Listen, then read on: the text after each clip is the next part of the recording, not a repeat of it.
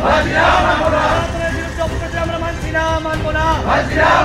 সনাতনের বিরুদ্ধে জয় শ্রীরাম, জয় শ্রীরাম, জয় শ্রীরাম, জয় শ্রীরাম, জয় শ্রীরাম, জয় শ্রীরাম। হায় হায় হায় হায় হায় হায়, ধিক্কার ধিক্কার ধিক্কার ধিক্কার ধিক্কার ধিক্কার। খুব চলছে চলছে,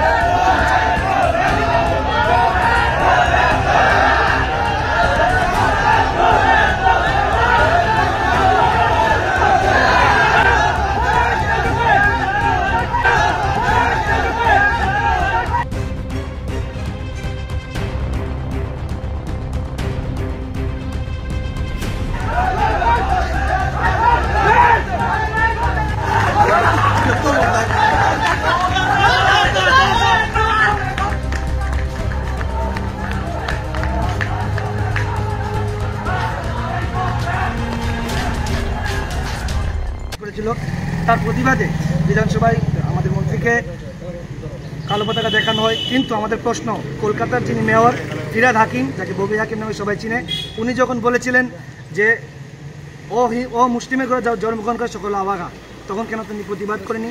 তখন রাহুল গান্ধী যখন দিল্লিতে বলছিলেন যে হিন্দু হিংস্র হয়, তখন কেন তারা প্রতিবাদ করেনি?